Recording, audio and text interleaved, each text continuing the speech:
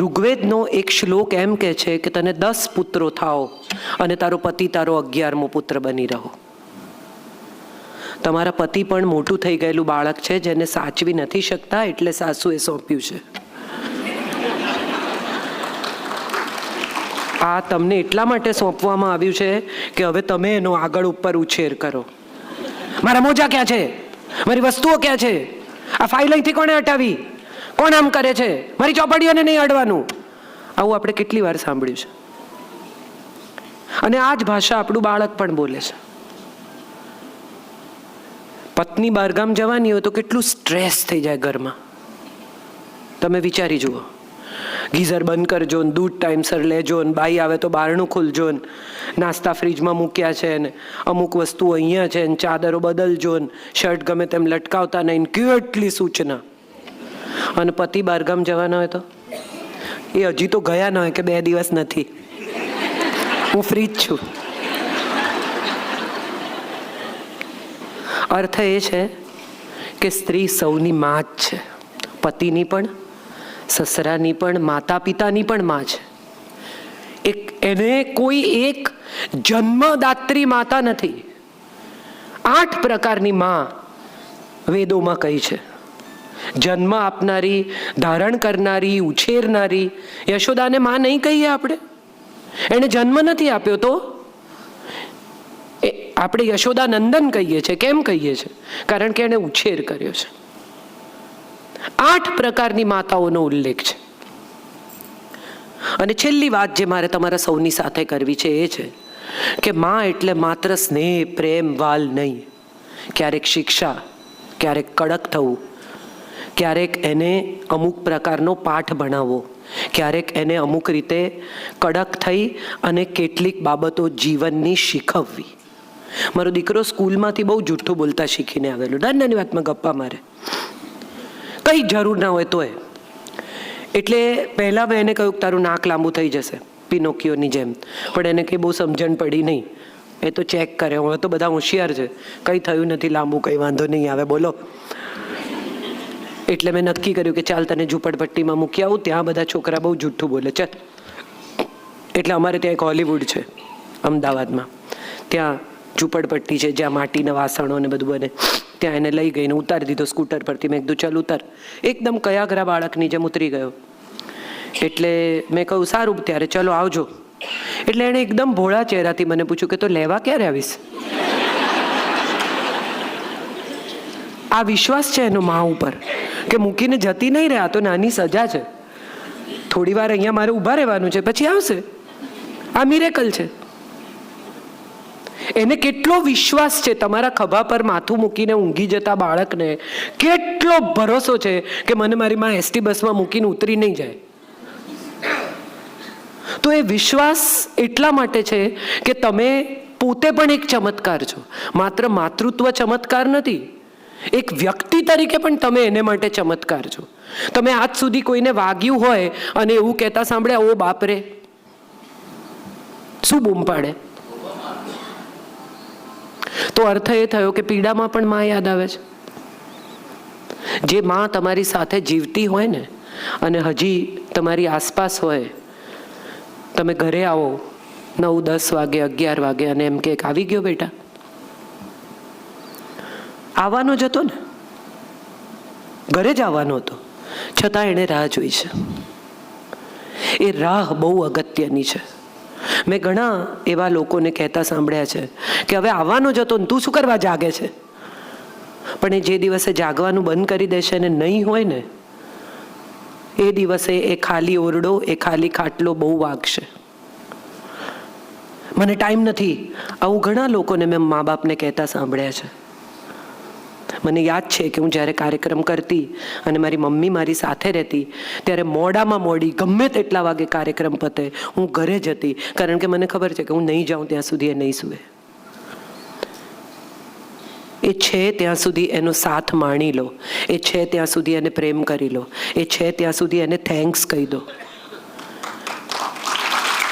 પછી તકતીઓ મુકાવાથી, ભોજન કરાવવાથી, સજ્જા ભરવાથી, શ્રાદ્ધ કરવાથી કંઈ ફેર નહીં પડે. એક છોકરો લાડુ વેચતો હતો, મંદિરના પ્રાંગણમાં. એક જણે પૂછ્યું કે કેમ વહેંચે છે? તો કે આજે મારી માની વરસી છે. કે અરે વાહ. લાડુ લીધો એમણે અને કહ્યું કે બાને પણ છેલ્લી ઘડીએ લાડુ ખવડાવેલા ને, આનંદથી મોકલ્યા ને? તો કે શું કહું, રડી પડ્યો કે મારી માએ 3 દિવસ પહેલાં લાડુ માગેલા અને મેં એવું કહેલું કે ઝાડા થઈ જશે તો કોણ તારો બાપ સાફ કરશે? મને આજે એ શબ્દો વાગે છે. દર વર્ષે મને આ શબ્દો વાગે છે. મારે બધાને કહેવું છે કે માતા પિતા સાથે વાત કરતી વખતે થોડું સન્માન રાખો, થોડો સંયમ રાખો, ખાસ કરીને મા સાથે વાત કરતી વખતે. એ બોલતી નથી, એ કહેતી નથી, એ દેખાડતી નથી. 2 જ રોટલી કરી હોય, બાળક કહીને ગયું હોય કે હું નથી જમવાનો, પોતાની જ 2 રોટલી કરી હોય અને બચ્ચું બપોરે ઘરે આવે ને અને એમ કે ખાવાનું કંઈ છે ઘરમાં? મમ્મી કોઈ દિવસ એવું કહે છે કે 2 જ રોટલી છે અને મારી જ છે? એ એમ જ કે મેં તો ખાઈ લીધું, તું લઈ લે.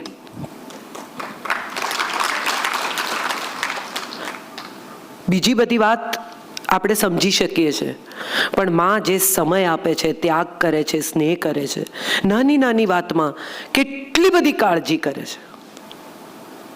કંઈ નહીં તો એ પણ વિચાર કરો કે તમે જ્યારે બોલી નહોતા શકતા ને ત્યારે તમારી ભાષા સમજતી હતી. પપ્પા પૂછે કે શું કહે છે? એ તોતડું બોલતું હોય, એ કરીને કહેતું હોય, માને સમજાય કે શું કહે છે. હવે તમે બોલતા થયા, ચોખ્ખું બોલતા થયા, ત્યારે તમને લાગે છે કે માં તમારી વાત નથી સમજતી. હું એવા કેટલા, મમ્મી તો કંઈ સમજતી જ નથી.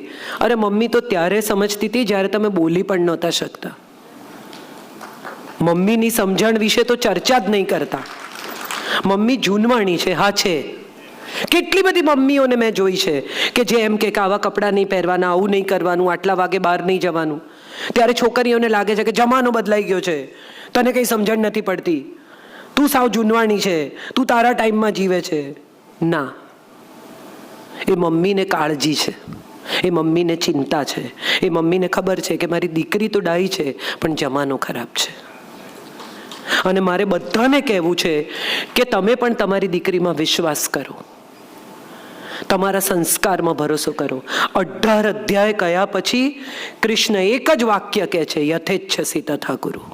મેં શીખવાડી દીધું, મેં ઉછેરી દીધી, મેં બધું આપી દીધું. તને જે સમજાવી શકાય, good touch, bad touch, good eyes, bad eyes, good people, bad people, સારું ખરાબ, મેં તને બધું સમજાવી દીધું. હવે નિર્ણય તારો છે, એને કરવા દો, એને ભૂલ કરવા દો.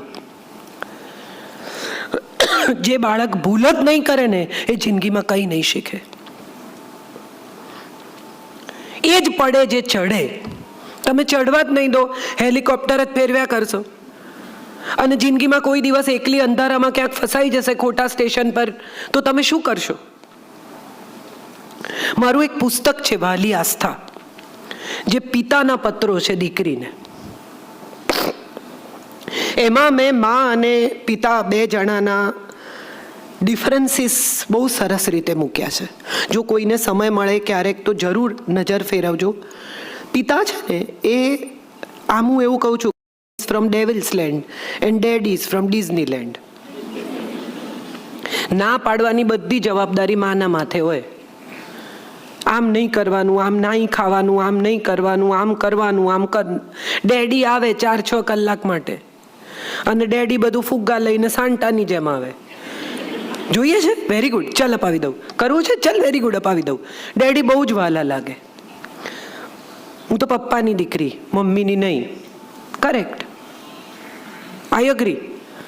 પણ ખરેખર જ્યારે તકલીફ પડે ને ત્યારે મમ્મી જે રીતે છાતીએ ચાપે ને એ રીતે પપ્પા ક્યારેય ચાપી શકે નહીં, કારણ કે માં એના આંસુ બરાબર સમજે છે. અને માને એ આંસુ જે સમજાય છે ને એ પપ્પાને એટલા માટે નથી સમજાતા કારણ કે હવે એક સ્ત્રીના આંસુ સ્ત્રી સમજે છે. આ વાત હું માનું છું બહુ જ અગત્યની છે. તમારી દીકરીનો હાર્ટબ્રેક થશે જ, એને પ્રેમમાં પડવા દેજો. 2-4 વાર હાર્ટ તૂટે ને તો મજબૂત થાય, 2-4 તિરાડો પડે ને તો જરા મજબૂત થાય, એને ખબર પડે કે સારો માણસ કોણ ને ખોટો માણસ કોણ. પહેલી વાર મુગ્ધ હોય, પ્રેમમાં પડે, ઘરે આવે, કોક ફોન આવતા હોય, તમને દેખાય તમે પણ એમાંથી પસાર થયા જ છો. તમે પણ ક્યારેક 14ના 16ના 17ના હશો. તમને ક્લાસમાં કોકને જોઈને હૃદય ધડક્યું જશે. તમે કહેતા નથી કારણ કે બહુ ડાયા છો. તમે પણ બેન્ચ ઉપર હાર્ટ ચિતર્યું જશે, એમાંથી તીર પસાર કર્યું જશે, કોકની ફૂટબોલ મેચ માટે ક્લાસ છોડ્યા જશે. રિયુનિયનમાં જતી વખતે તમને પણ એમ થયું હશે કે આવશે. આ બધું થાય છે, કે નોર્મલ છે બધું. એ પ્રેમમાં પડે ને ત્યારે મમ્મી એકદમ રડાર ખોલી નાખે. કોણ છે, ક્યાં છે, ક્યાંથી આવ્યો, કોને દીકરો, કે કઈ જ્ઞાતનો છે, પપ્પા શું કરે છે, મમ્મી શું કરે છે, ભણવામાં હોશિયાર છે. આટલું બધું હોય. 19 વર્ષની ઉંમરે પ્રેમમાં પડી જાય નોર્મલ છે. 55માં એવું હતું કે છોકરી અમે જોઈ આવ્યા છે, તું લગ્ન કરી લેજે. 65માં એવું થયું કે અમને છોકરી ગમી છે, તું જોઈ લેજે. 75માં એવું થયું કે મને છોકરી ગમી છે, તમે જોઈ લેજો.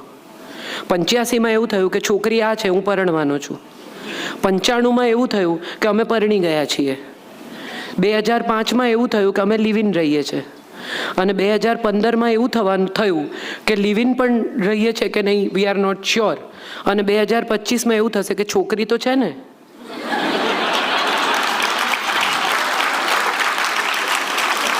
સો વેટ. દર દાયકે કશુંક બદલાય છે.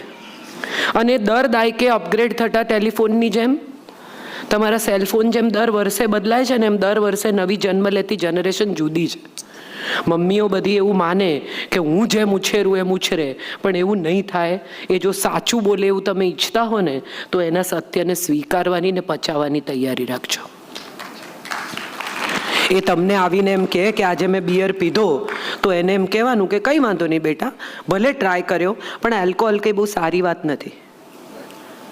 હું એક કંપનીમાં કામ કરતી હતી, ત્યાં મને મારા બોસ હતા. કેગ એવોર્ડ પહેલી વાર મને મળ્યો મારી કોપી રાઇટિંગ માટે. અમે ગોવા જવાના, મારે એવોર્ડ લેવાનો.